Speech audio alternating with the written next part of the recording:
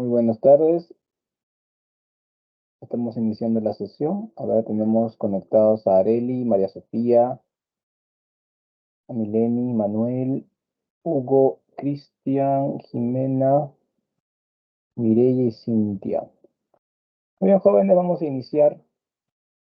Hoy día estamos en el inicio, en la primera parte de lo que es literatura peruana. Por fin hemos llegado. Hola, Mireya Torres, ¿cómo estás? Ahora estamos iniciando. Vamos a ver algunos aspectos de literatura peruana. Areli, ¿cómo estás? Buenas tardes. Primero vamos a estudiar la literatura peruana, sus características y proceso histórico. Luego nos enfocaremos en un tipo de texto muy especial de esta etapa, que es la crónica. La etapa, bueno, de la conquista se basa básicamente en la crónica. Características de la crónica y también hablar de un cronista famosísimo que es el Inca Garcilaso de la Vega y su obra Comentarios Reales de los Incas, que es su obra más famosa. Luego hablaremos un poco sobre la literatura ya del siglo XIX y nos enfocamos en el costumbrismo, que es el primer movimiento literario del periodo republicano. Allí tenemos a dos autores muy importantes. Por un lado, a Felipe Pardo y Aliaga, y por otro, a Manuel Asensio Segura Cordero. ¿Ok? En este caso nos vamos a enfocar en Cordero, o Segura Cordero, y su obra Ñegatito. Buenas tardes, profesor. Buenas tardes, ¿sí? ¿Qué pasó? Hola. Sí me escuchan, ¿no?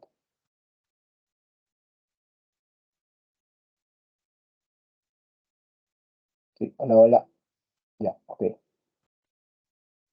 Bien, vamos con características de la literatura peruana.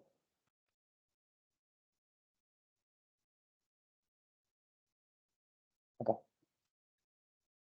Primero, hay que resaltar que la literatura peruana es una literatura pluricultural.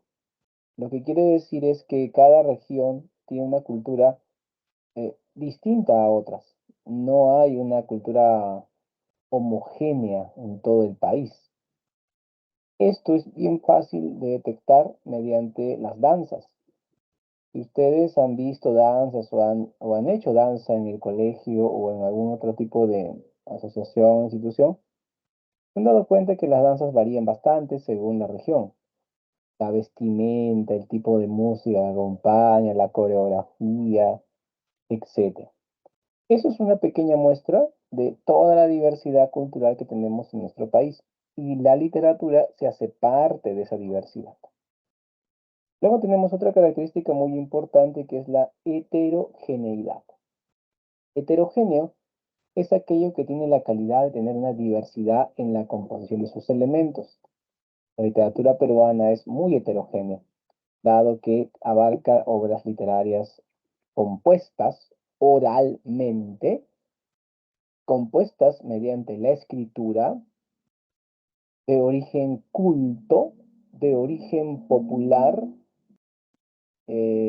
abarca una literatura mestiza de origen andino, una literatura costeña de influencia europea, o sea, hay una gran heterogeneidad, una diversidad de elementos que constituyen nuestra literatura, ¿no? No debemos pensar que literatura solamente es aquello que aparece en una novela o en un poemario publicado por un autor como Vallejo, por ejemplo, una novela de Vargas Llosa, ¿no? Claro que es literatura, pero también es literatura un canto andino de la época de la cosecha, una leyenda que ha pasado por generaciones en cierta región amazónica, etcétera. Eso también se puede llamar literatura, ¿no? Literatura peruana. Desde una perspectiva moderna, la literatura peruana es muy abarcativa. Finalmente, multilingüe. Bueno, yo no soy el especialista, pero ustedes saben hay una diversidad de lenguas en nuestro territorio, ¿no? Tenemos ahí está, ¿no? Ese Eja, el Chamicuro, el Aymara, el Maxi-Genga, el Ashaninka, el Quechua, el Resígaro, el Shipibo, el Ticuna, Urarina, Muniche, etcétera, ¿no? Hay muchas más. Entonces, nuestra literatura peruana es un canto machiguenga o una leyenda en Aymara y también son parte de nuestra literatura. Bien, vamos con la periodificación. La periodificación básicamente se da en tres grandes etapas. La primera etapa es la etapa prehispánica. La llegada de los españoles es la que termina con este periodo. ¿Cómo era la literatura prehispánica?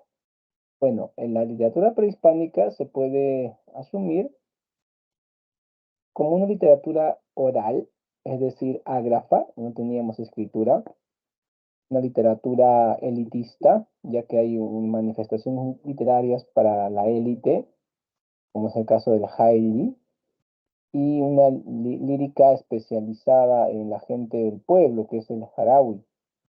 También esta literatura era agrarista, estaba muy vinculada con los ciclos de la siembra, la cosecha de los productos agrícolas.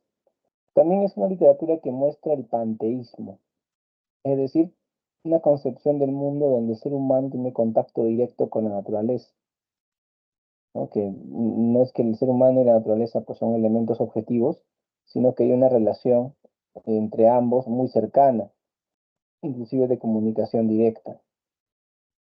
La llegada de los españoles trae también la tradición literaria occidental a nuestros países. Esto se genera a partir de un conflicto y un sincretismo que se empieza a dar. El resultado es la cultura mestiza, que actualmente es la principal cultura en nuestro país.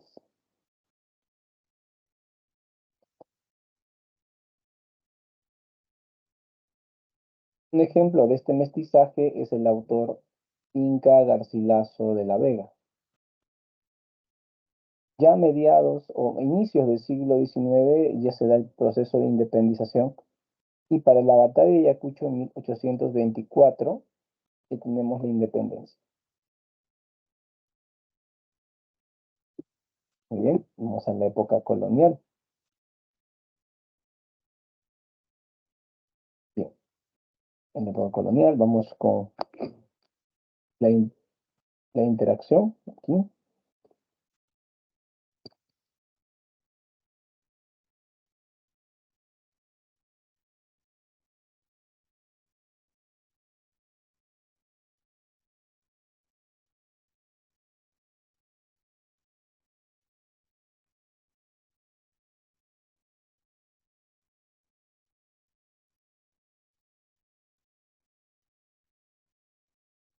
Atención. Bien, vamos a ver una escena de película y luego les hago preguntas. Atención.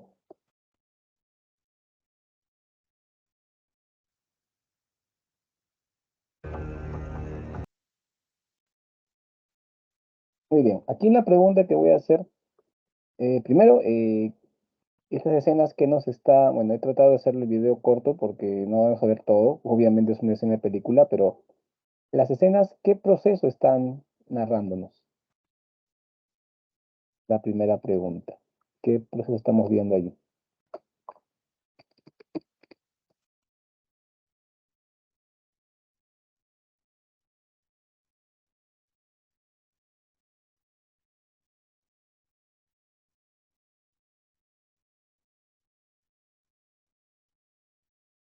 Muy bien, la llegada a América, excelente, muy bien. Esta llegada, bueno, acabamos de ver el primer contacto con los aborígenes, con los indios taínos.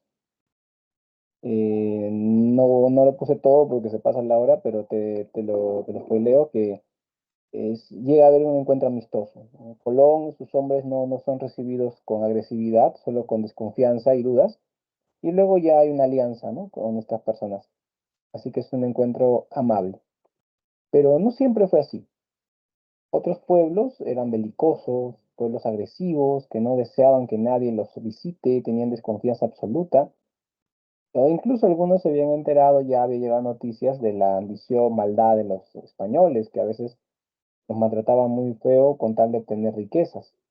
Y estos pueblos, o por su característica salvaje de pelearse, muy desconfiada, o también por sus noticias acerca del abuso español, ya no recibían así, ¿no? Ya no recibían de manera amistosa. Se veían escenas como la siguiente que vamos a ver.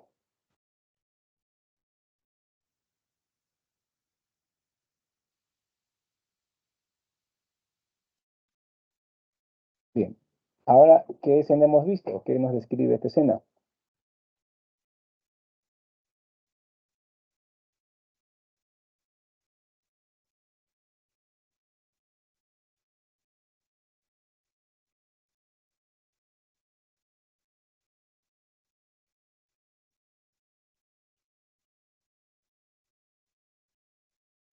No describe nada. O sea, no hemos visto nada, jóvenes, por favor, opinen.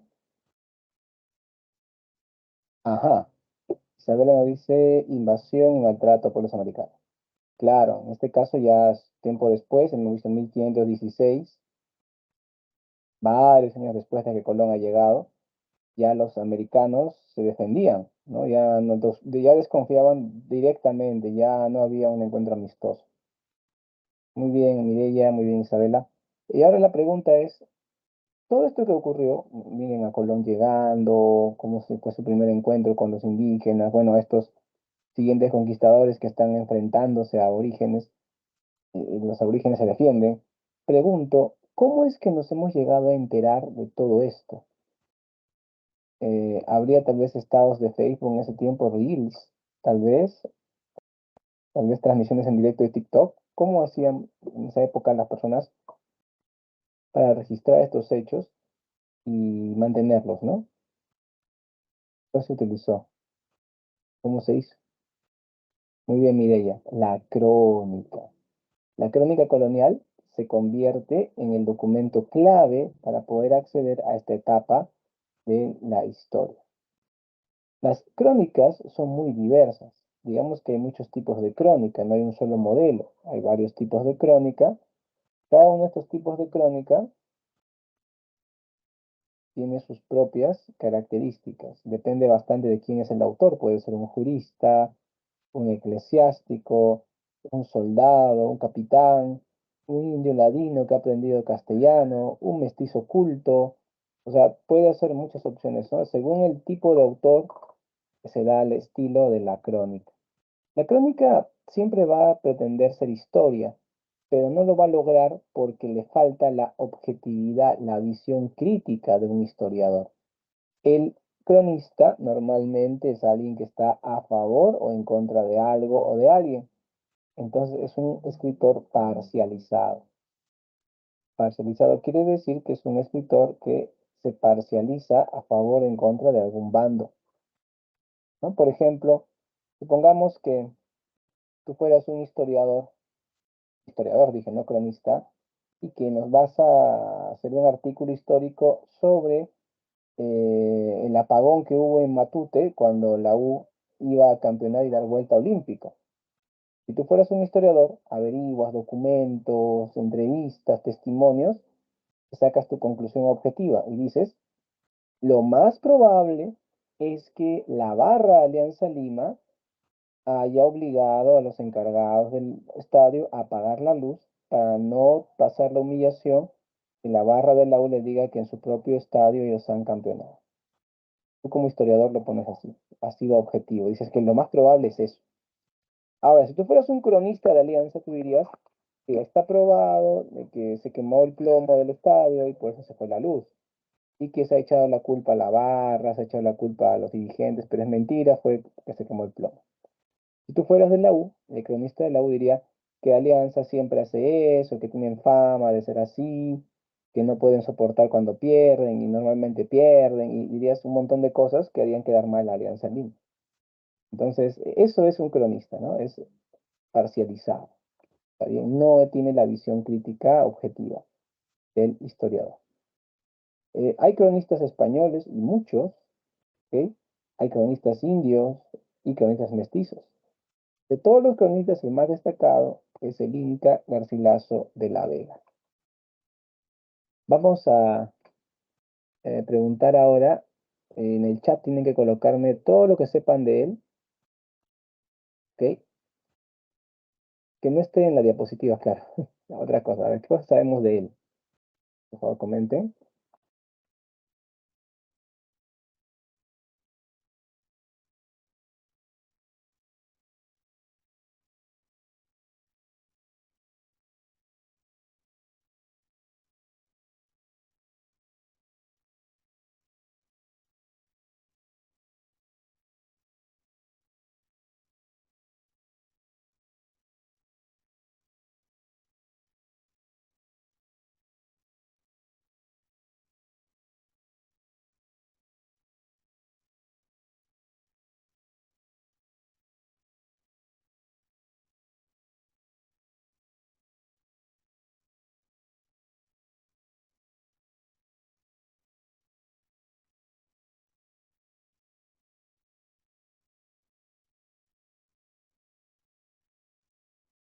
Muy bien.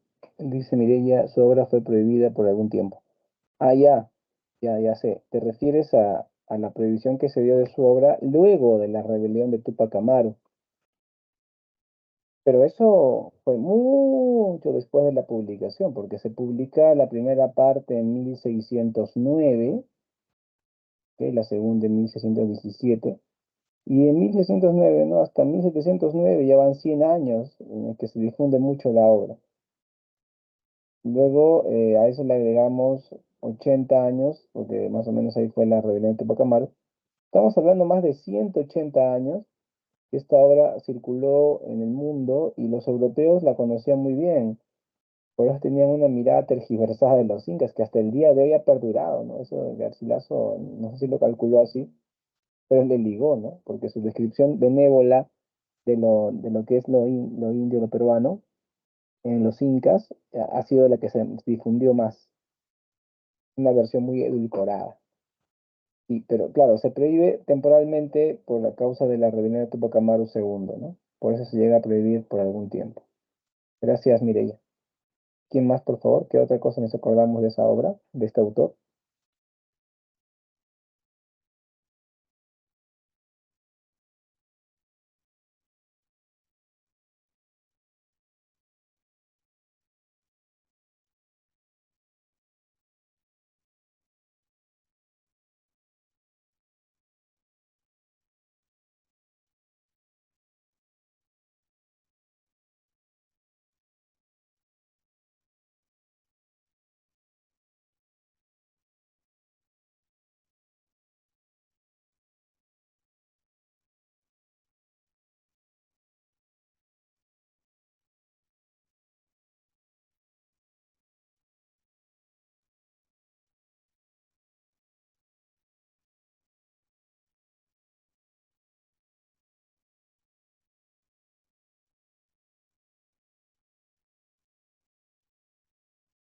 Bien. Areli nos dice, creo que recibió educación europea. Sí, Areli, efectivamente. Inca Garcilaso de la Vega nació en Cusco en 1539. Su nombre de bautismo fue Gómez Suárez de Figueroa, un nombre muy ilustre en la ilustre familia de su padre, el capitán Garcilaso de la Vega. Y de niño, obviamente, fue criado por su mamá, que era una mujer indígena, una princesa inca, porque era una heredera de la panaca de Tupac Yupanqui. Pero claro que de niño su mamá le hablaba en quechua, lo educaba en quechua, pero cuando tenía cierta edad, su padre lo llevó a estudiar al colegio jesuita, porque los jesuitas eran una orden religiosa muy, pero muy estricta, que estaban siempre dispuestos a educar a los jóvenes nobles.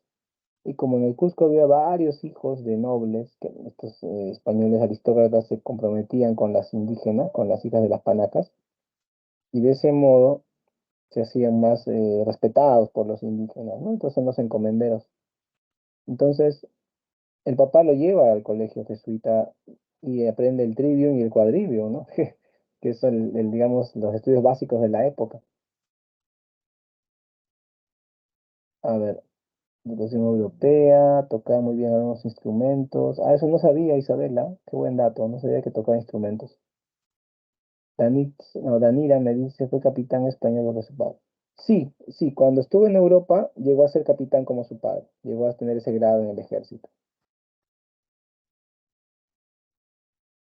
Bueno, sobre lo que comenta Mireia, el bando europeo, no tanto el bando europeo, lo que pasa es que Garcilaso dice que los incas eran una civilización monoteísta, porque adoraban al sol nada más, y eso preparaba el camino para el cristianismo, ¿no? Que también es monoteísta.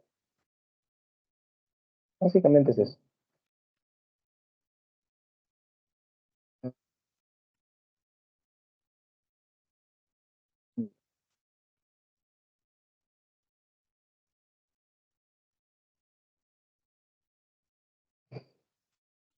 Garcilaso la tenemos que ver sus orígenes. ¿No? Un momentito.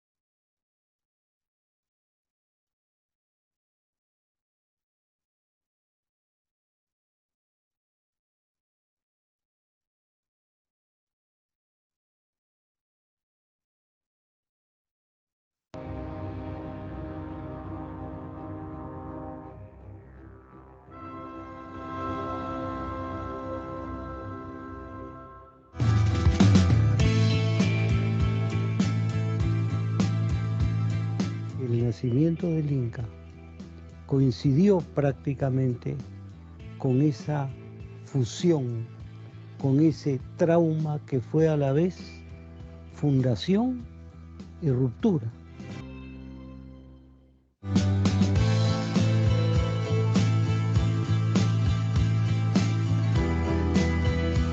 Garcilaso de la Vega nació en el Cusco.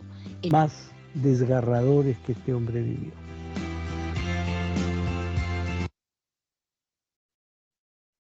Muy bien, ahí tenemos la opinión de Max Hernández, un famoso psicoanalista peruano que ha estudiado a Garcilaso de la Vega. Bueno, voy a hacer algunas aclaraciones. Primero, su papá no se llamó Sebastián, eso ya, los historiadores ya lo han discutido bastante. En la familia del papá no hay nadie que se haya llamado Sebastián. Y de una familia española clásica en el que los nombres se iban repitiendo de generación en generación. Por ejemplo, un primo del papá, de Garcilaso la Vega, el padre, se llamó Garcilaso la Vega igual, y es famoso poeta toledano, autor de las églogas. Entonces, el nombre Garcilaso de la Vega, el nombre Alonso de Vargas, el nombre de Gómez Suárez de Figueroa, son nombres que se van repitiendo en la familia. Entonces, parece que como en las inscripciones del nombre del papá decía siempre capitán, ¿no? C y tan, la gente empezó a pensar que se decía Sebastián, pero en realidad lo que ponía era capitán Garcilaso porque tenía, aparte de ser noble, tenía un grado en el ejército, era hombre de armas. Así que el nombre es oficialmente Garcilaso del papá, no Sebastián. Bueno, y si quieres ponerle algo delante de Garcilaso, ponle capitán. Este capitán, como dijo Max Hernández, ya era maduro, no era un jovencito. Llega a Perú porque Hernando Pizarro lo trae. Es un jale de Hernando Pizarro. Hernando Pizarro fue el único hijo criado en la corte por el papá de Francisco Pizarro. Hernando Pizarro fue el único hijo oficial, el hijo que iba a heredar su apellido de manera oficial en la corte, porque el papá de Francisco Pizarro, Gonzalo Pizarro, era un noble que tuvo hijos fuera de matrimonio, y varios los tuvo con la misma mujer, ¿no? Que era la mamá de Francisco Pizarro. Esos hermanos, como Gonzalo, Juan Pizarro, eran menores que Francisco. Francisco Pizarro, cuando viaja a Europa justo antes de la conquista a los incas, va a firmar la capitulación con la reina de España, porque el rey está de viaje y todo. Se trae de su pueblo a su familia y también a muchos vecinos y amigos. Y también va a la corte y se encuentra con su medio hermano, Hernando. Hernando, que había sido criado en la corte, era el más educado de todos. Y a pesar de que no se conocían, y Hernando era mucho menor que Francisco, no convence Francisco Pizarro de venir con él a la conquista. Y también viene el chico. Este Hernando conocía al capitán Garcilaso, habían sido amigos, y lo llama, le dice, ven, necesitamos gente como tú. Llega este capitán, un hombre de 40 años, eh, lo mandan al Cusco, y como era un noble tan importante, de frente le dan encomienda, le dan una buena casa, una esquina y a un par de cuadras de la Plaza de Armas de Cusco. Yo la conozco, la casa, la pude ir a ver cuando viajé. Es hoy en día el museo Casa de Garcilaso. Y también le ponen una pareja, o sea, todo le ponen ahí, ¿no? Casa, pareja. Y no digo esposa porque oficialmente nunca se casaron los papás de Garcilaso. Lo que pasa es que él era español y noble, y la corona favorecía que las chicas de la nobleza local, de la nobleza indígena, se comprometiesen, tuviesen hijos con los capitanes, con los oficiales, con los nobles. Pero no, luego se dan cuenta que esos muchachos van a reclamar derechos. Entonces dicen, no, esos chicos hay que definitivamente tenerlos como bastardos, que no tengan derechos. Así que hacen que luego los nobles se casen, ya no convivan, sino se casen con criollas o españolas. Y eso le pasó al papá de Garcilaso. Cuando su hijo tenía 14 años, se tuvo que casar el papá con una criolla y dejar a la madre al cuidado de un soldado, porque los soldados, los hombres plebeyos, sí podían amancebarse, podían hasta casarse con una mujer indígena, pero no los nobles. ¿Se dan cuenta? Así que Garcilaso sufrió esa humillación a su madre.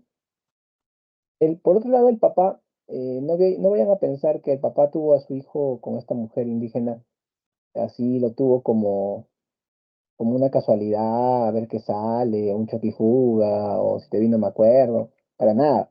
Este papá lo tuvo ese hijo con mucha esperanza, con una gran expectativa. ¿Cómo sabemos eso? Muy fácil. Le puso uno de los nombres más ilustres de su ilustre familia. El nombre Gómez Suárez de Figueroa era un nombre muy famoso. Tanto así que él decía, el día que mi hijo llegue a España, baje del barco y le pregunten, ¿y tú cómo te llamas? Él va a responder, Gómez Suárez de Figueroa. Y le van a preguntar, ¿tú eres familia de tal, de tal, de tal? Es como hablar de gente del espectáculo, de la televisión. En ese tiempo los nobles eran pues la gente llamativa, la gente que todo el mundo estaba atento que hacían. Y Garcilaso iba a decir, sí, son mis tíos. Imagínate, ¿no? O sea, que ese era el sueño del papá, que su hijo algún día viaje a España y que estudie y que se haga conocido entre sus familiares. Y eso pasó. Cuando ya tenía 20 años, Gómez Suárez, su padre, el capitán Garcilaso, falleció y le dejó herencia. En el testamento decía que para que cobre la herencia tenía que ir a estudiar a España. Así que él se fue a España. Nunca regresó. En España buscó a su tío, al tío rico, al tío millonario, el hermano mayor de su padre, el que heredó todo, por la ley de mayorazgo de esa época. Este tío millonario era Alonso de Vargas. Y Alonso de Vargas era un hombre sin hijos. Entonces, se había casado, pero no tenía hijos. Y al sobrino, llegaba de tan lejos, lo recibió con mucho cariño y con el tiempo lo llevó a adoptar. Claro, era el hijo de su hermano. Alonso de Vargas decía, mi hermano se fue a Perú y nunca regresó. Bueno, murió de enfermedad de viejito, pero su hijo ha venido, ¿no? O sea, con ese cariño, como si fuera su hermano menor el que recibía. Garcilaso se vio apoyado por su tío. Luego fue a visitar a otro tío que tenía algo también muy especial con él, porque era el primo de su padre que se llamaba Gómez Suárez de Figueroa. Sí, el mismo nombre. O sea que encima que era su tío, el primo de su papá, era su tocayo. Así que dijo, voy a buscar a mi tío tocayo para que me conozca, ¿no? Pero el tío parece que lo trató con mucha frialdad. Parece que este español no era buena gente, sino era un soberbio. Y hizo comentarios que luego él se enteró de que mira, que este se dice que es mi sobrino, pero los de la familia Vargas, de la Vega Figueroa, nunca hemos sido trigueñitos, o sea, y es racismo, ¿no? Porque él tenía muchos rasgos de su mamá, de la mujer andina. Entonces, Al enterarse de este menosprecio, el autor decidió cambiarse el nombre a Garcilaso de la Vega, igual que su padre. Ahora, cuando él firmaba sus obras literarias, él firmaba como Inca Garcilaso de la Vega. En cambio, cuando firmaba un contrato, era testigo en un matrimonio, algún documento oficial legal, él ponía Garcilaso de la Vega, no ponía Inca, porque él no podía usar el título de Inca de manera oficial legal. Lo que sí hacía era colocarlo como parte de su seudónimo literario, como Inca Garcilaso de la Vega. Ya a los 50 años, hereda a su tío y como ya es millonario, Garcilaso hace lo que quiere, ¿no? ¿Qué es lo que le gusta? Fácil, leer y escribir. Participa en talleres de lectura, de humanista, ahí en Montilla tenía su tío, ¿no? Su palacio ahí, casa de lujo, en Montilla, en Córdoba. Esta zona era como las casuarinas de España, o sea, la región más elegante donde vivía la gente que tenía dinero. Allí Garcilaso de la Vega, el Inca, pasa sus días leyendo hasta que se anima a escribir. Y lo primero que hace es una traducción. Traduce los diálogos de amor de León Hebreo, que es un judío que escribe en italiano, lo traduce del italiano al castellano, diálogos de amor, ¿no? La traducción es aplaudida por los eruditos españoles. Luego se investiga en los archivos familiares, su tío Alonso de Vargas le había permitido acceder a los archivos familiares, y busca crear la genealogía de Garci Pérez de Vargas, ¿ok? Garci Pérez de Vargas. Es un ancestro de él, por el lado de papá, obviamente, y tiene un enlace con es primo con los reyes católicos. Luego tenemos la Florida del Inca, que es una crónica de la exploración de la Florida. Lo que pasa es que para que tú escribas una crónica, o tienes que ser testigo de los hechos, o tienes que hablar con los que fueron testigos. Tienes dos opciones.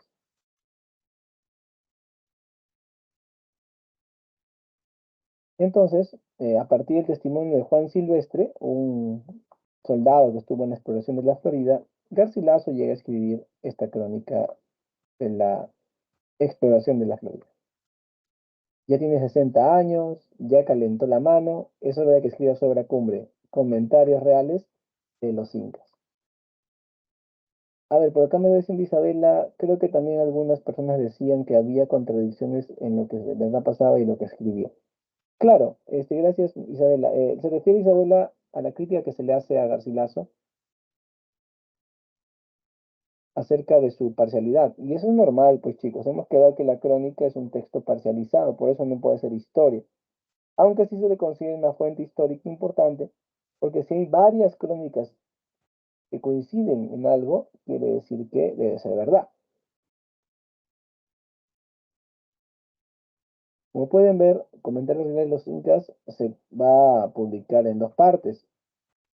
Una primera parte titulada así y publicada en vida del autor, y la segunda parte, Historia General del Perú, publicada en 1617.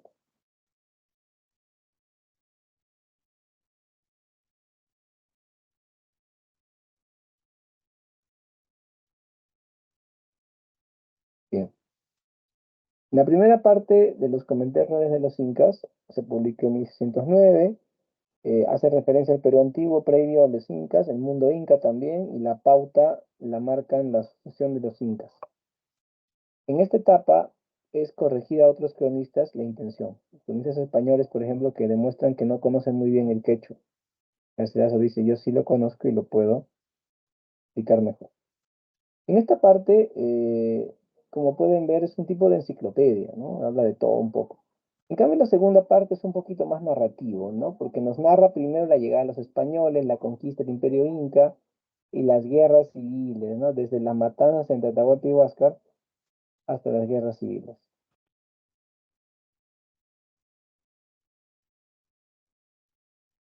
En esta parte, la motivación de Garcilaso es limpiar el honor de su padre, que había sido acusado de traidor.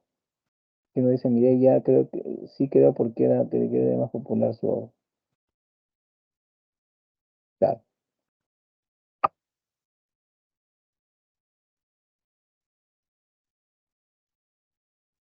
me está pasando.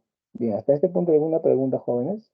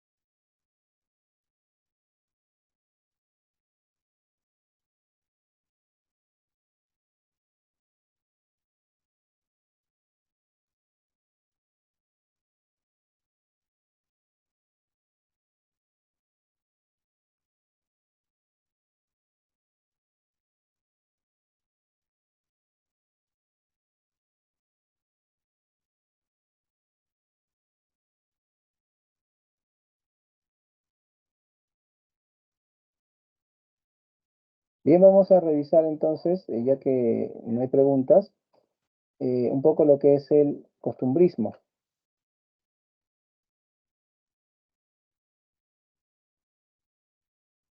Recordemos que el costumbrismo peruano se desarrolla luego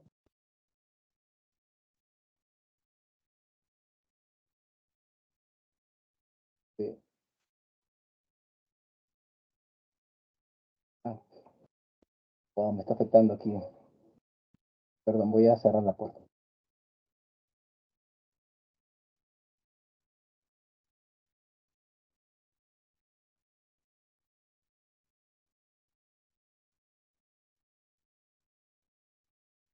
Ya, decía, el costumbrismo peruano se desarrolla luego de la independencia. La independencia del Perú es una etapa, un proceso que dura varios años, y ya varios años después, desde que la batalla de Ayacucho, hacia 1828, llega el costumbrismo peruano. Se asienta a partir de Pardo y Aliaga y su obra Frutos de la Educación, una obra de teatro. Pardo y Aliaga estuvo en España y él trae el costumbrismo. Luego de esto, a Manuel Asensio Segura se convierte en un autor también muy importante. Para introducirnos en este tema, vamos a ver video, aprovechando porque también ahí viene la bulla, está llegando la bulla por acá por mi casa, eh, y ojalá que no nos interrumpa. Vamos al video.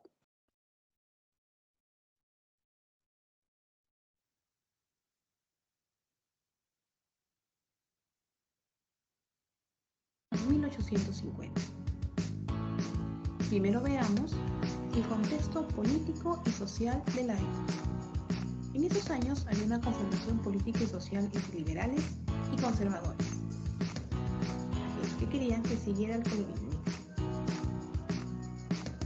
Hubo conflictos sociales, pues subsistían estereotipos de las clases altas sobre las clases bajas y sobre diferentes etnias. Hubo un rechazo a los cambios de los liberales y se añoraba el pasado. Como vemos en el cuadro de Pacho Fierro, sus temas fueron actos tradicionales y políticos de la época. El costumbrismo tiene rasgos de las dos corrientes que confluyeron en él, como son el neoclasicismo y el romanticismo. Pero, ¿cuáles fueron sus características literarias? Muestra las costumbres de la época, preferentemente de la ciudad.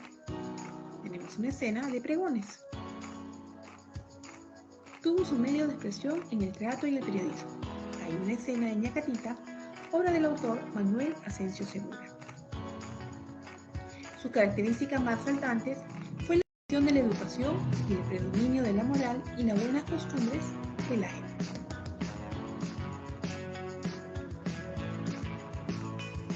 El estilo satírico y mordaz, ya como burla o como arma de lucha ideológica y política,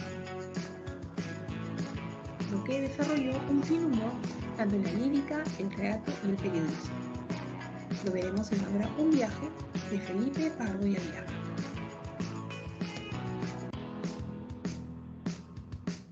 En cuanto al tema y al lenguaje, el costumbrismo presenta dos vertientes. La primera es el criollismo, que representa a los liberales, que propugnaban la democracia y la igualdad de la ley para todas las clases sociales, el gusto por lo popular y el uso de expresiones criollas. Su máximo representante fue Manuel Asensio Segura. En oposición tenemos el anticriollismo, que encarna al absolutismo sobreviviente y el colonialismo, el desprecio a lo popular y lo criollo. El lenguaje era castizo o elegante y rechazaban la democracia. Su representante principal, Felipe Pardo y Aliaga. Muchas gracias.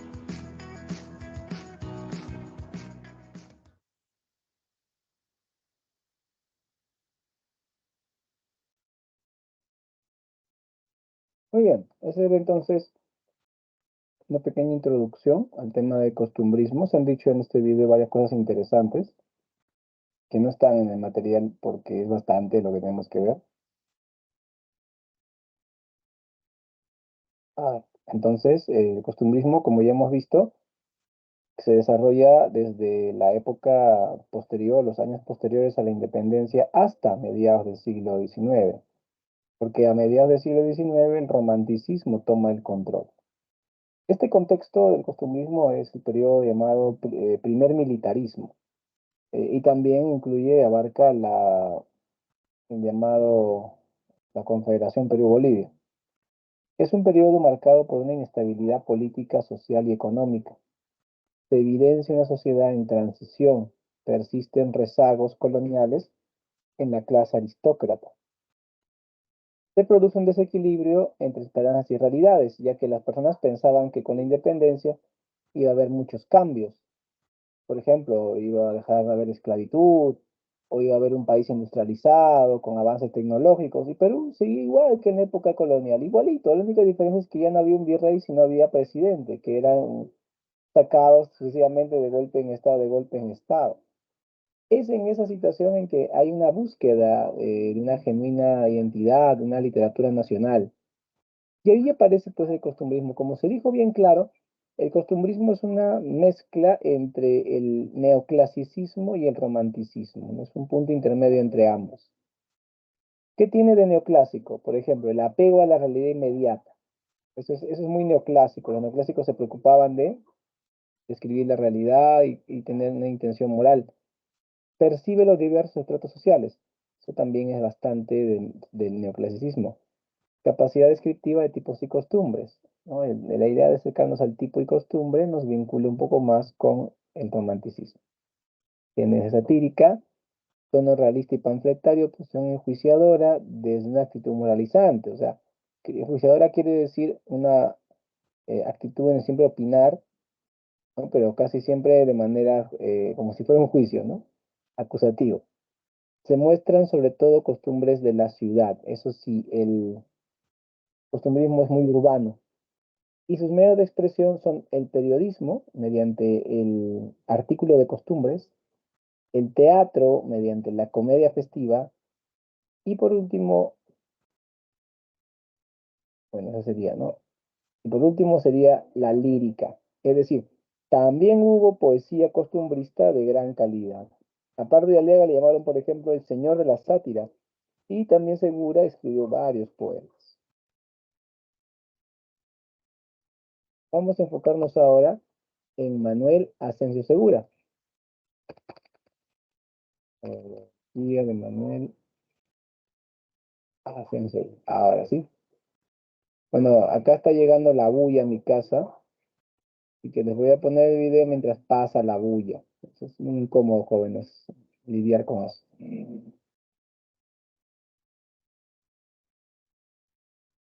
Vamos a compartir ahora sí.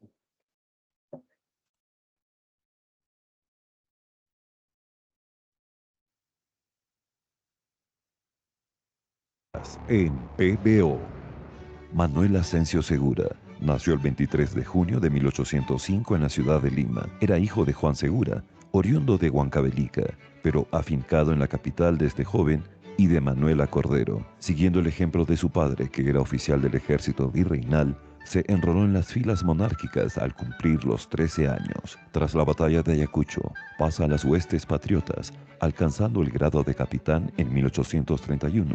En los próximos años, escribiría su primera comedia titulada La Pepa, donde ironizaba sobre la soberbia de los militares. Sin embargo, la que pudo ser una importante carrera castrense se vio manchada por participar en las distintas conspiraciones y guerras civiles que azotaron al Perú durante esos tiempos. Fue partidario de Felipe Salaverry, quien le nombró administrador de la aduana de Huacho. Dejó este puesto para enfrentarse a la invasión de Andrés de Santa Cruz, cayendo prisionero tras la victoria de este en Camaná. Así pasó a desgracia, hasta que volvió al poder Agustín Gamarra, quien le permitió continuar con su carrera, pasando al retiro del Instituto Armado con el rango de teniente coronel en 1842. Entonces, Asensio Segura comenzó a trabajar como burócrata en el Ministerio de Hacienda, compatibilizando esta labor con su producción artística. Asimismo, fue redactor del diario El Comercio.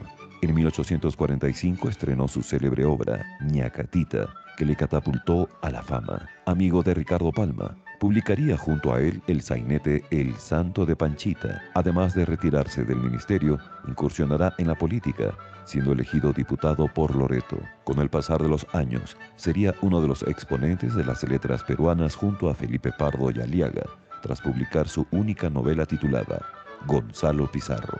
Finalmente, fallecería tras sufrir una crisis asmática el 18 de octubre de 1871.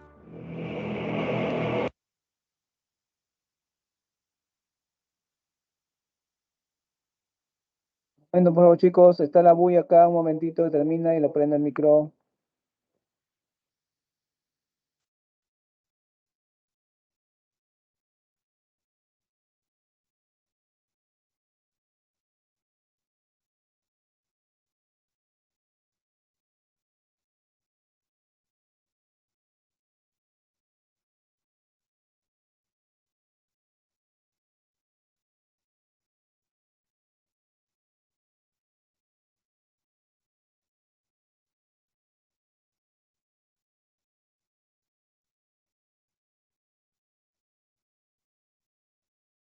Se está demorando un poco la bulla, disculpen.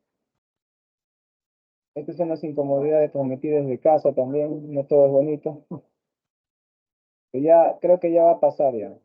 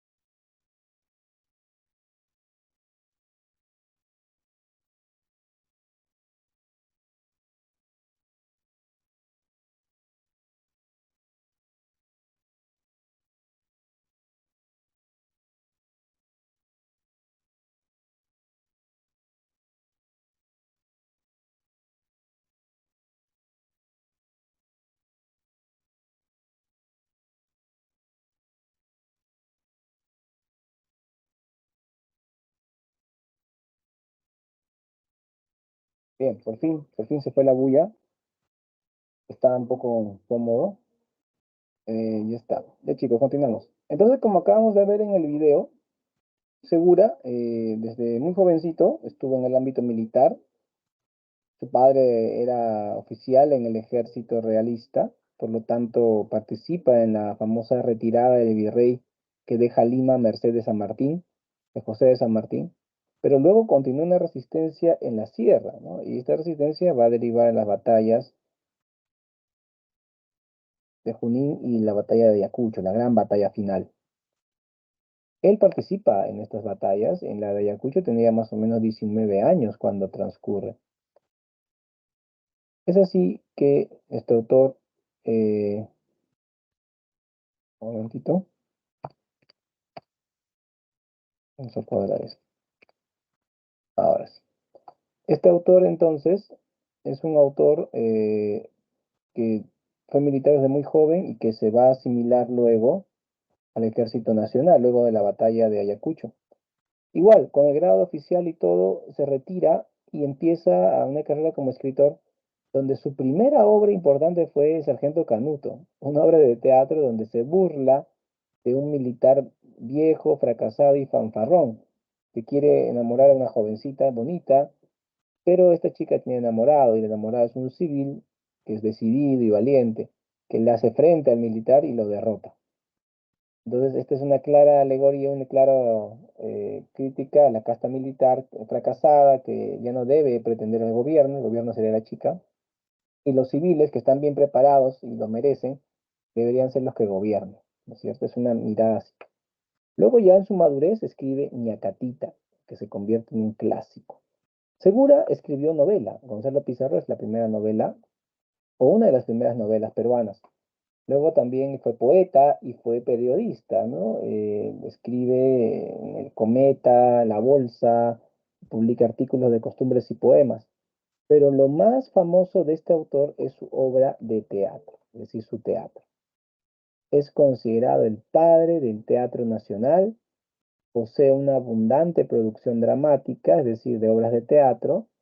Sus personajes son típicos criollos de la clase media y estratos populares. Como dijimos antes, él no puede hablar mucho de la clase alta porque no la conoce. Él es de clase media. Sus personajes son típicos criollos de clase media y de estratos populares. En sus obras emplea el lenguaje típico de sus personajes criollos. Utiliza también modismos y términos coloquiales y populares. Algunos chicos me preguntan, profesor, ¿qué significa eso? Que utiliza términos coloquiales. Se refiere al hecho de que utiliza el argot de la época. Es como cuando tú vas a un barrio así medio achorado y te dicen, habla Broster, ¿qué fuentes? Y cancherazo le respondes, aquí bien y tumbes. ¿No es cierto, jóvenes? ¿Sí se entendió lo que he dicho o no?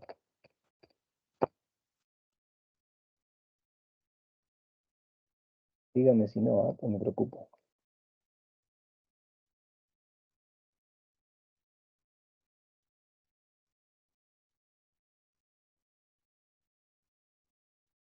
Vamos a ver una escena de Ñacatita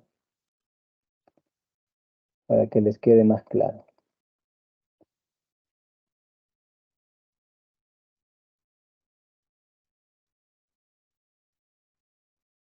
Acá se ríe, mire, ya sí entendió.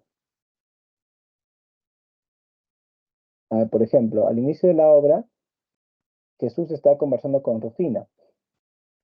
Jesús le dice, ¿te se ha metido el demonio dentro del cuerpo, mujer? ¿No ves que no pueden ser felices en matrimonio? Con don Alejo, ¿qué he oído? Rufina responde, cabal, con él, sí, señor. Y Jesús, acá Jesús, la jeringa fluye, mira. ¿Un sempiterno hablador le quieres dar por marido? Un sanguango con más dengues que mosita currutaca, más hueco que una petaca y lleno de perendengues. Un fatuo que rompe al día un par o dos de botines, registrando figurines de una en otra sastrería. Un baboso, un dominguejo, cuyo trato nadie estima y que sirve en todo Lima de hazmerreír y de gracejo. ¿No encontraron más apodo para hacértelo deforme? Pues los que han dado el informe mienten hasta por los codos. Les sobra pechuga, arrojo, para hacer malo lo bueno. Ven la paja en ojo ajeno y no ven la viga en su ojo. Querrán para yerno tuyo un mozo zarrapastroso, torpe, feo y andrajoso, cara de zango con yuyo. No, señor, ese tal manongo no se casará con mi hija. Vaya y llene su vasija con agua de otro porongo. Bien, jóvenes, ¿entendió? Eso es lo que nos están indicando de lenguaje coloquial. Me gustaría saber si la han captado. ¿Está bien? Es la jeringa del siglo XIX. Cuando se descubre todo me gusta, dice, mire. Eso ocurre después. ¿Listo? Entonces, lo tenemos ahí, ¿no es cierto? Utiliza modismos y términos coloquiales y populares. Él es el primero que plantea esto, ¿no? Luego ya Palma, en las tradiciones peruanas, continúan esa idea.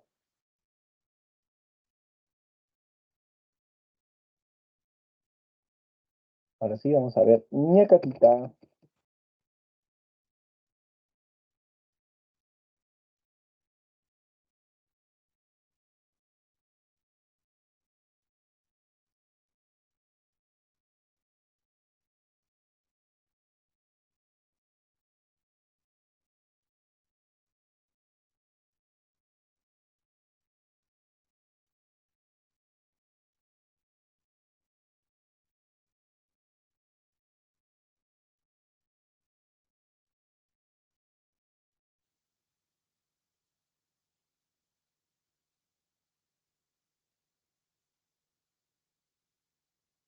saber de qué, amárrate un tonto al pie. El diablo son las mujeres. Yo, un marido de destino que no habrá quien no le guste, porque es un hombre de fuste, muy ilustrado y muy fino. Y muy trucha entre los truchas. Y chille es el que se chille.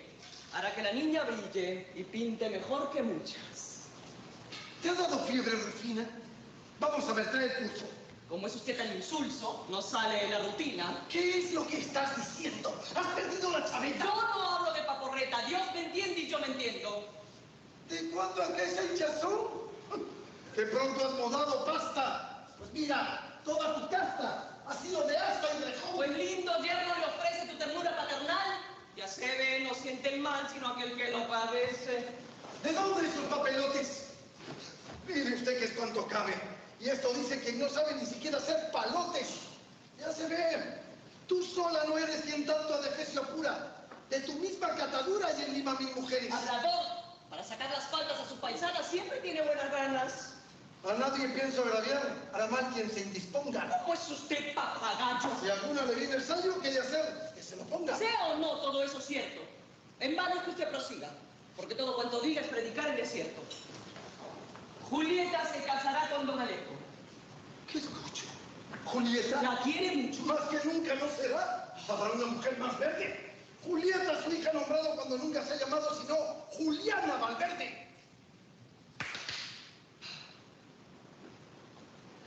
Y hermosa. Usted me avergüenza. Oh, no. A sus ojos. Todo mundo hace igual observación.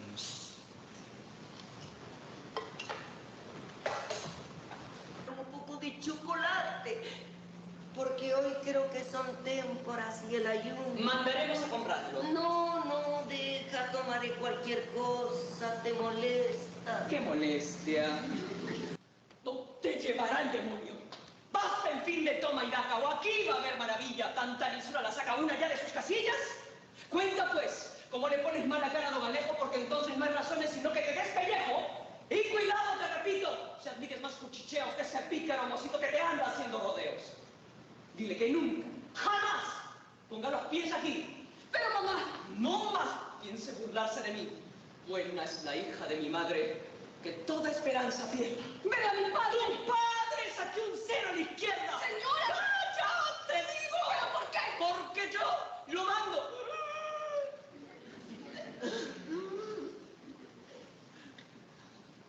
Y oye. Muy bien, con esas escenas basta. Se ha visto un extracto de varias partes de Ñacatita, bastante aceptable. Si me refiero al contenido, está bastante adecuado al texto. También como ustedes acabamos de hace un rato de leer un fragmento. Bien, con todo esto ya me queda el camino totalmente despejado para hacer un pequeño resumen del argumento y luego enfocarnos en estos aspectos, ¿no?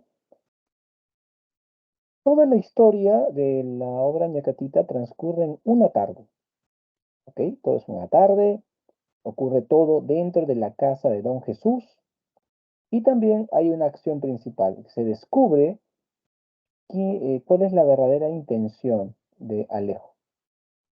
Entonces tenemos, digamos, las tres unidades del teatro clásico.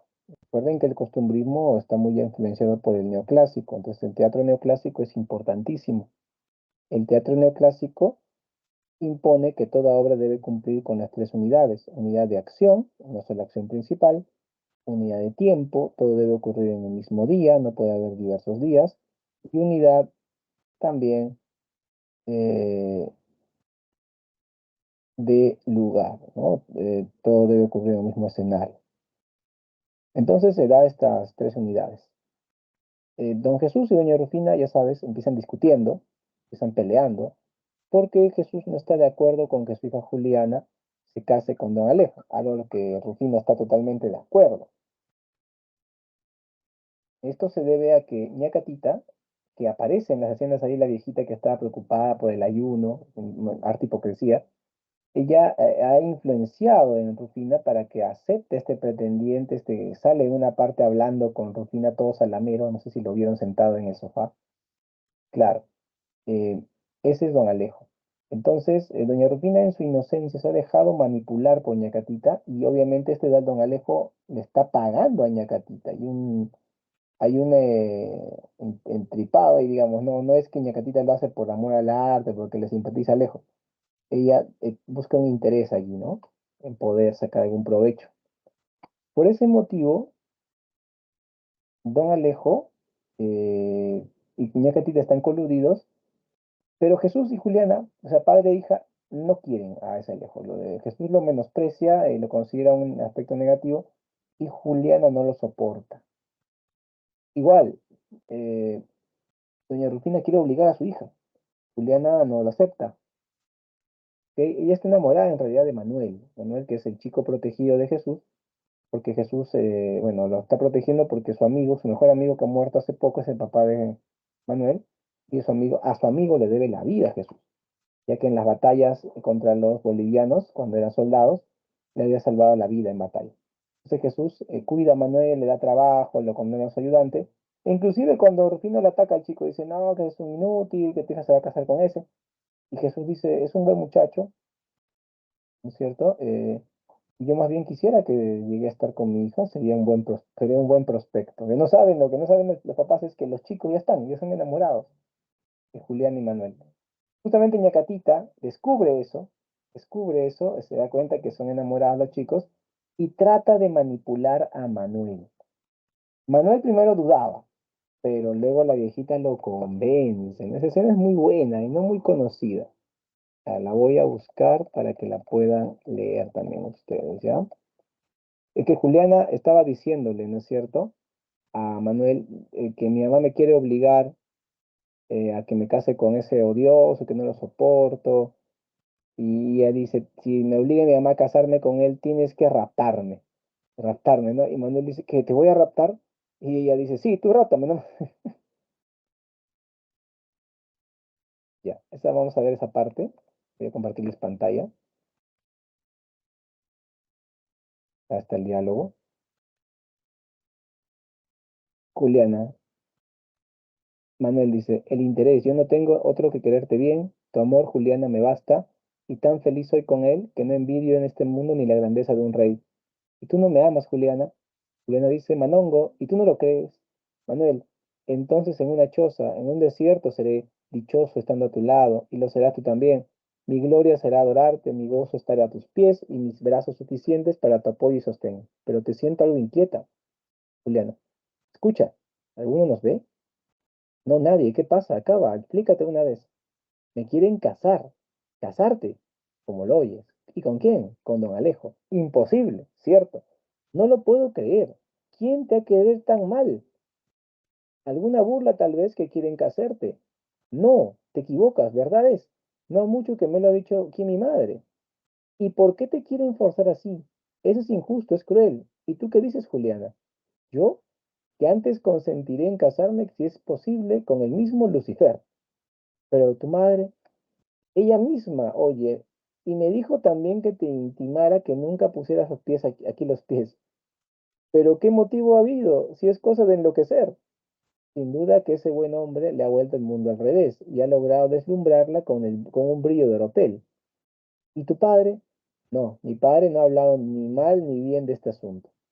Manuel, ni lo hará. Eso yo muy bien lo sé. Su palabra es muy sagrada y mucha sensatez para que violente a su hija por un mezquino interés. Cuando mi infeliz padre se encontraba moribundo y acongojado a la vez, no por dejar esta vida de ilusiones y de hiel, sino porque yo quedaba sin amparo en la niñez. En el lecho de la muerte, tu padre el único fue que enjugó su triste llanto con noble desinterés. Él cuidó mi orfandad, él me dio segundo ser, y hasta ahora nunca ha faltado a la prometida fe. Nuestro amor le es conocido porque lo ha visto nacer, y yo creo que podemos descubrirle. Calla, que él llega. Hablemosle, Juliana. Ahora no, calla, después. Llega don Jesús, ¿no es cierto? Bueno, por acá está, señora, acá con Manuel, con Rufina discuten un poco. Y acá es donde quedan, pues, ¿no? Cuando eh, se va Juliana, queda Manuel con Catita.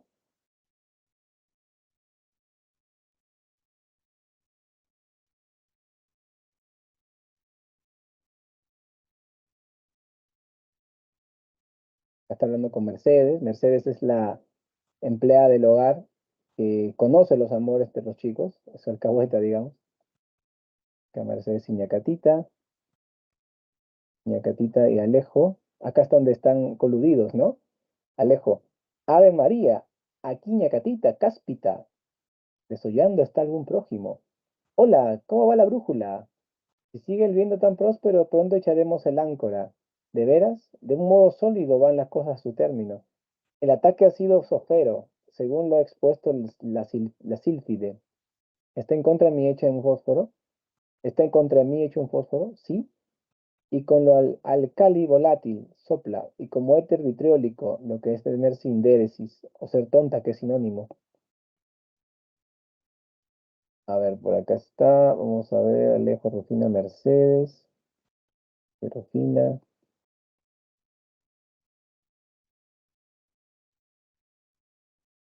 criado.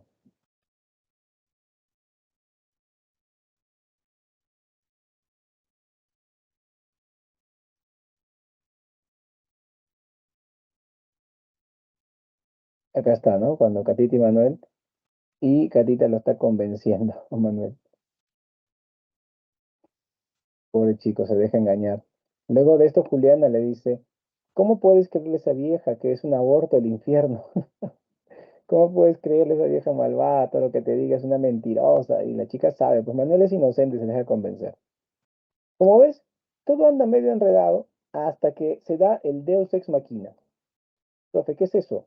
Ah, ya lo voy a escribir aquí en el chat. Uy, no, se pasó. Ya, el Deus Ex Machina. Lo que pasa es que en el teatro griego tardío y también en el teatro latino, se hizo por costumbre que ante una situación muy complicada se vea todo solucionado a partir de la llegada de un personaje milagroso, de un dios. Por eso el Deus Ex Machina significa la máquina de Dios. Lograban el efecto de que un dios llegue a la escena colgando un actor con un tipo de grúa desde el techo y aparecía y descendía al escenario. Se supone que era un dios y con su poder arreglaba todo. Entonces los neoclásicos del siglo XVII-XVIII vuelven a tomar esta técnica del Deus Ex Machina para imitar el teatro clásico, pero ya no usan una grúa, ¿no?, que hace bajar al tipo del cielo, sino que simplemente ya de manera más disimulada, un personaje debe llegar y con su presencia solucionar todo el conflicto, de alguna u otra manera. En este caso, en Ñacatita, el personaje Deus Ex Machina es Don Juan, porque Don Juan vuelve de viaje al Cusco y viene a traerle una deuda que le debe a Jesús. Y en eso lo ve a Alejo y le dice, a don Alejo, qué bien, lo encontré, vengo de Cusco, traigo una carta de su esposa. Y todos dijeron al mismo tiempo su esposa, porque era casado el señor. Y estaba pretendiendo una chica en Lima para casarse con ella, obviamente para poder vivir de los suegros, turnándose de ciudad en ciudad. Así que lo botan a Alejo de la casa, la botan a Ñacatita. Ya tenemos las características de la obra. Género dramático, es una comedia dividida en 4 actos, está escrita en verso, predomina el verso de 8 sílabas métricas, que es el octosílabo. Los temas, ¿no?, las manipulaciones de Ñacatita, el matrimonio concertado por la madre, la rebeldía de la hija. La personaje más importante es pues Ñacatita, que es la viejita alcahueta, doña Rufina, que es la madre, que no se da cuenta que le está haciendo mal a su hija, don Jesús, que es el padre, que sí se da cuenta, Juliana, que es la chica rebelde, don Alejo, que es el pretendiente fraudulento, Manuel, que es el enamorado de la misma edad de Juliana, un chico humilde y muy noble, y don Juan, que es el Deus Ex Machina, un amigo de don Jesús que llega a solucionar todo el problema. Esta obra, como pueden ver, presenta el conflicto al interior de una familia de clase media. Bien, ¿hay alguna pregunta? Mientras me quieren hacer la pregunta, vemos más escenas de Ñacatita. Yo voy a leer la pregunta después en el chat.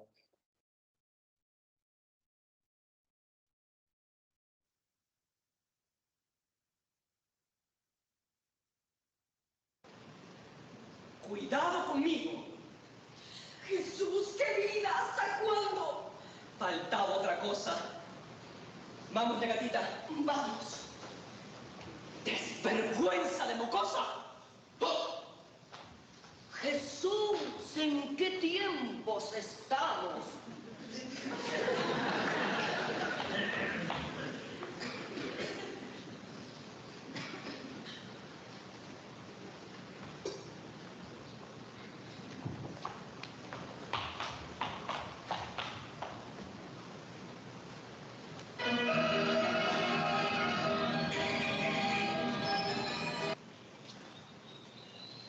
¿Y para qué, señorita?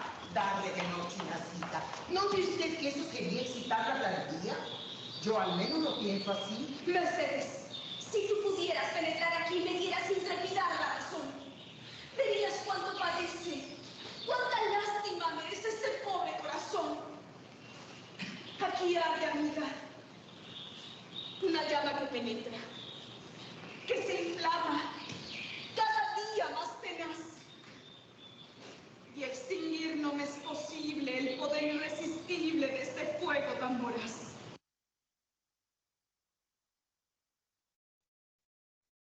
Bien, ahí se notaba, ¿no es cierto?, el uso del verso en esta obra. El octosílabo es el que predomina. Y vemos también a Mercedes, que no es representada como una mujer esclava. Bien, jóvenes, no hay preguntas, no veo que hayan preguntado. Vamos entonces, como estamos en la recta final. Ah, verdad, perdón, la clase termina a las 4, me había olvidado. Sí me acordé, todavía falta, ya está. Él decía dar las claves, chicos. Ya, me acabo de acordar que es a las 4 que termina. Bien, chicos, entonces ya hemos terminado aquí. No sé si hay alguna pregunta para empezar a ver las preguntas, valga la redundancia. ¿Por acá alguna pregunta? A ver qué dicen por acá. Claro, claro que sí, Mireya. Hoy en día todavía, tanto Mireya como todos los demás que están en el aula, pónganse a reflexionar, todavía se ve esta idea de la persona chismosa, que entrometida, que a partir de la confusión, a partir de los conflictos de las demás personas saca provecho. Un ejemplo muy obvio y que hasta inclusive tiene programa de televisión es esta señora Magali Medina, que se hace pasar por víctima, que dice que ella lucha por la verdad, ¿no? Que el ampay, pero en realidad ha perdido todos sus juicios, siempre ha perdido, cuando la han enjuiciado por lo que hace, siempre perdió los juicios y ha pagado un montón de plata en reparación civil. Hasta una vez llegó a estar en la cárcel.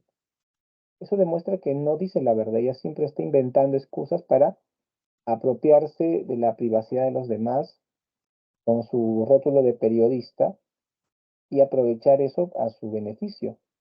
Entonces, eso es igualito, esa idea en la sociedad peruana hasta el día de hoy persiste. En esa época también había eso, el ñacatito, la ñacatita. ¿Ya ves? Eso sí representa un problema social. Bueno, si no, ustedes díganme, ¿no? Si en su círculo social, amical, familiar, vecinal, no hay gente así. Cuéntenme.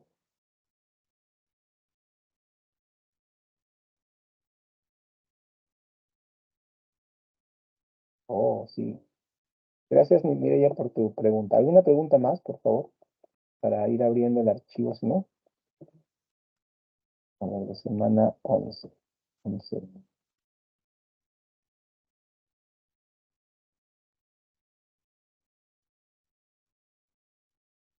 Ah, el matrimonio arreglado. Sí, también, pero recuerda que la obra se llama ñacatita. Le da más prioridad al hecho de la chismosería.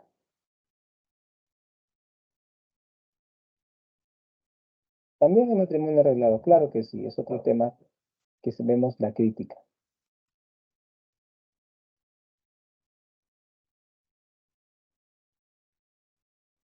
Bueno, Operación Marcos.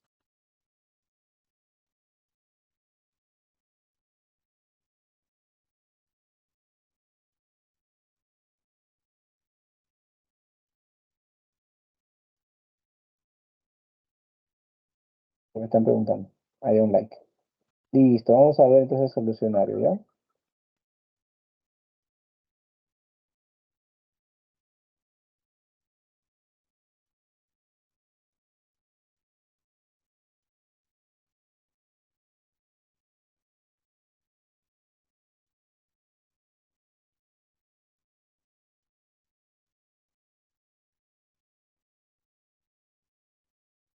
A ver, ¿qué me están preguntando?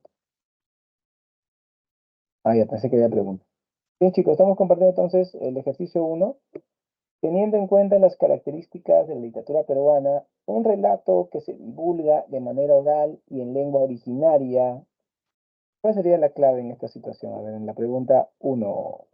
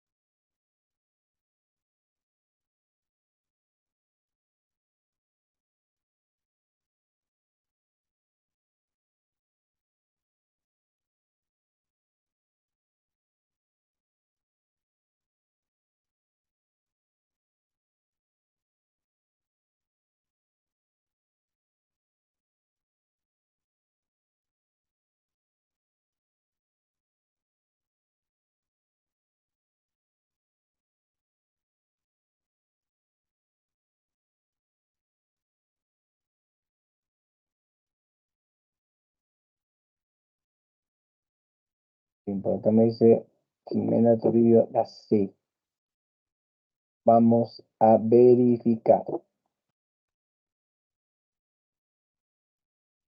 El caso mencionado alude a una obra en lengua originaria y expresada de manera oral. Según la naturaleza de nuestra literatura, dicha obra pertenece al cuerpo de literatura peruana.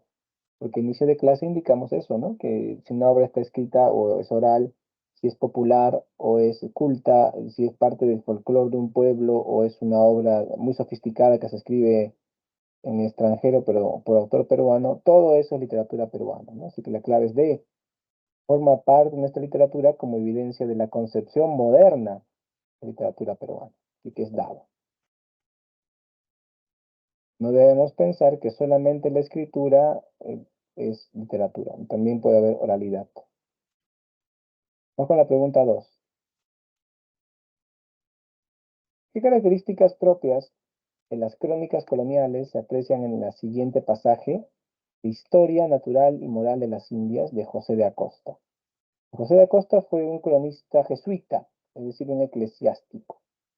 El fragmento dice, aquellas naciones bárbaras llaman paz vivir en tantos y tan grandes males, como es sacrificar a sus propios hijos, o hacer otros sacrificios ocultos, o velar toda la noche haciendo cosas de locos, y así ni guardan limpieza en su vida, ni en sus matrimonios, porque la idolatría es un abismo de todos los males. Bien, ¿cuál sería la clave? A ver, les voy a dar un par de minutos para que lo piensen.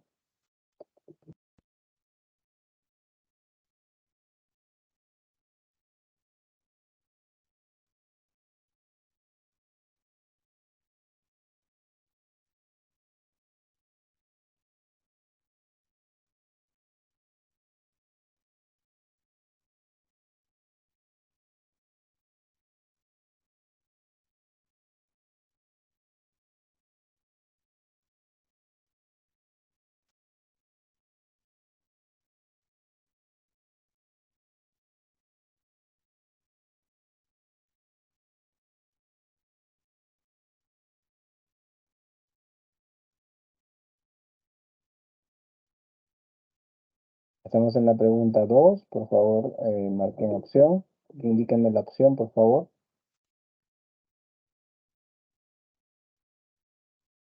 Acá Mireia me dice la A, Adeli me dice la A.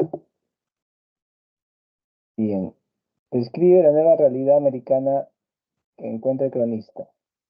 Claro, tiene una visión personal de los acontecimientos consignados. También se caracteriza por su modo imparcial de considerar lo narrado. Imparcial no es. ¿Es notoria la pretensión de verdad? Bueno, me parece que no. Veamos.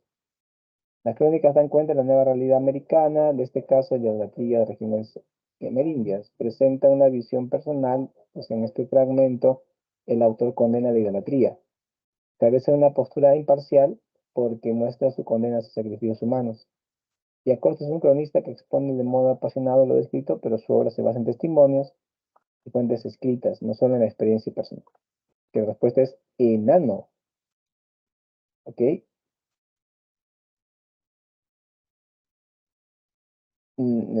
Acosta es un autor serio que se ha documentado, así que la respuesta es enano. Vamos con la pregunta 3.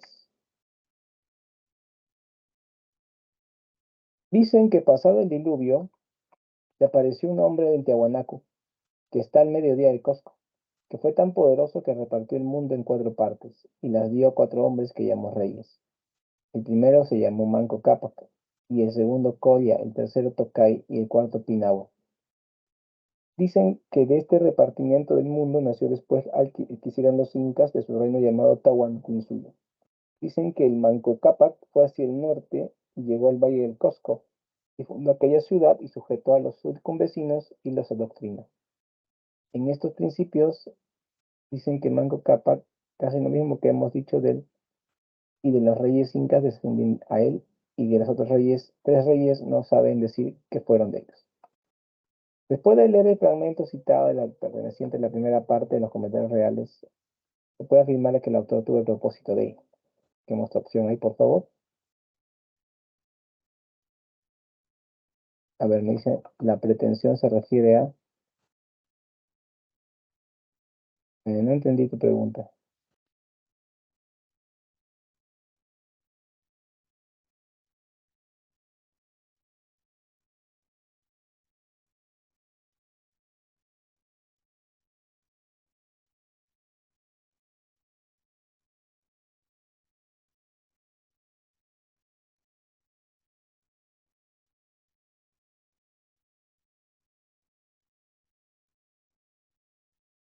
La última pregunta. Pretensión quiere decir que trata, intenta hacer.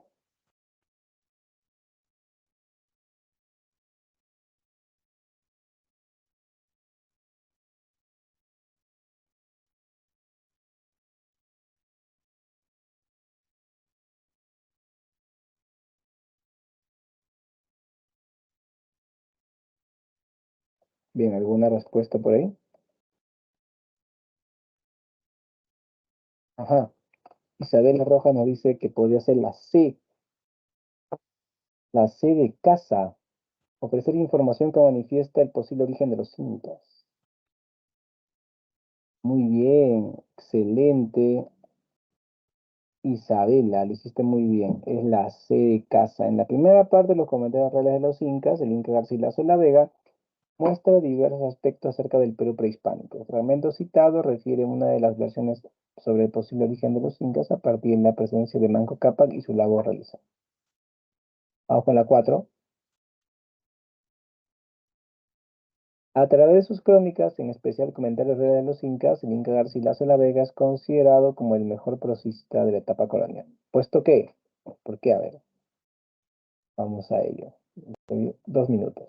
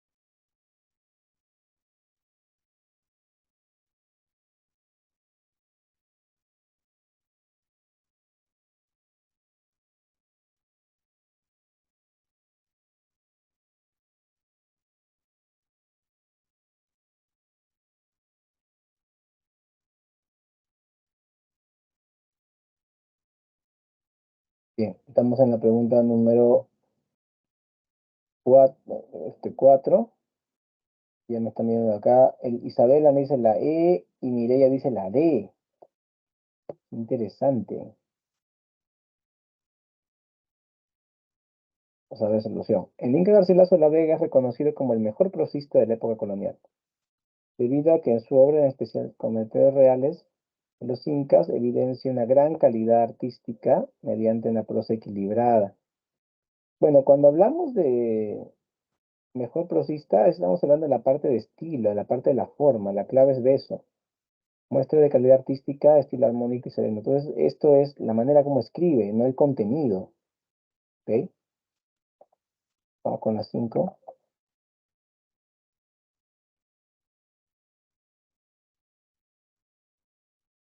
No es posible estar mejor. El amor el orden cunde. La hacienda va de primor y la instrucción se difunde. Gobierno tan bienhechor, forzoso será que funde la gloria de este hemisferio. Este ocupa un ministerio. Esto se lo lleva el diablo. El desorden que se nota no la ataja ni San Pablo. La hacienda está en bancarrota. Y o no sé yo lo que hablo o hace este gobierno idiota del país un cementerio. Este quiere un cementerio.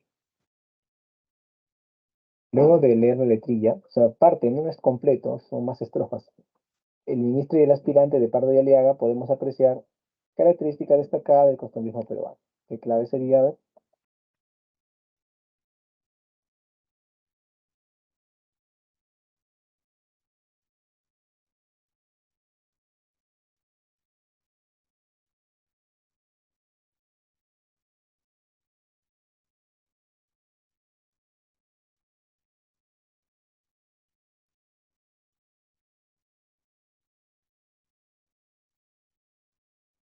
bien, estamos en la pregunta número 5. Esta semana son 8 preguntas, estamos cerca al final. ¿Cuál sería la clave aquí?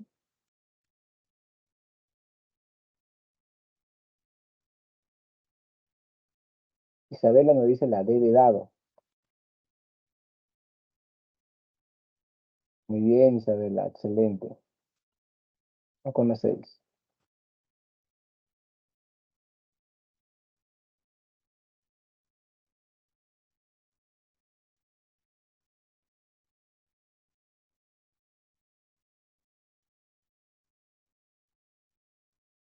D, donde dicen por acá.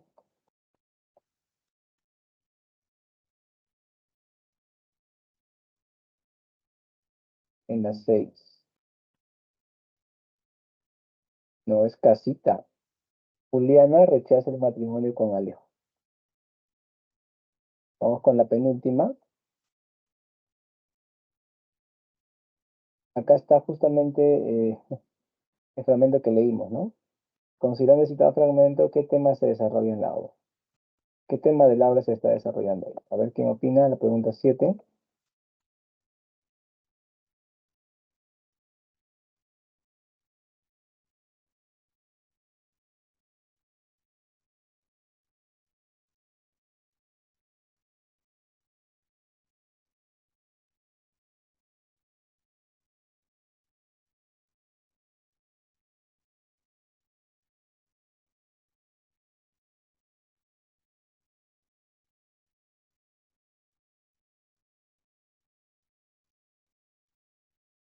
Vamos en la pregunta 7, jóvenes.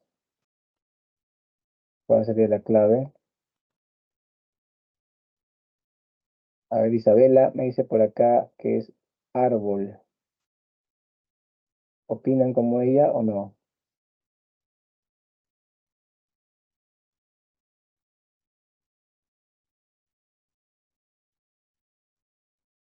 Estamos con solucionario. Ajá, por acá estamos opinando. Le apoya, le apoya entonces que es la, muy bien, la haga con todo. Bien, en el texto citado, Ñacatita se colige el tema de matrimonio concertado. Vamos con la 8 para cerrar. Marque una alternativa que completa de manera correcta la siguiente afirmación. La obra del escritor costumbrista Manuel Asensio Segura es valorada principalmente porque, con lo cual contribuyó a la formación de la identidad nacional peruana del siglo XIX. Un minuto para contestar.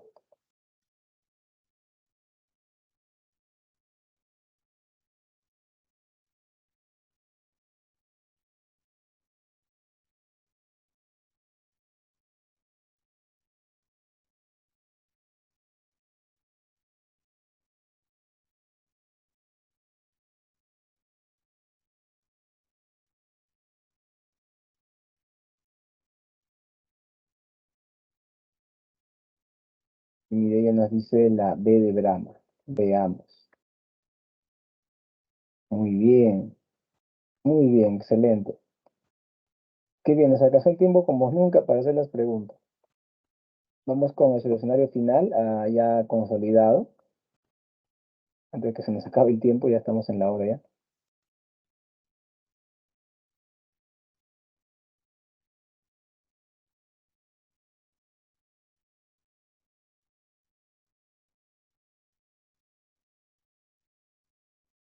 Bien, ahí están las claves de la semana, captura de pantalla. Claro que ya los que están atentos la habían anotado, ¿no? En mi caso, les agradezco mucho por la atención prestada, por su participación también, a todos los que han estado participando. A Mireia, Isabela, Areli también participó. Por ahí también está participando Danira. Muchas gracias a todos por su participación. Nos encontramos la próxima semana, misma hora, mismo canal. Chau.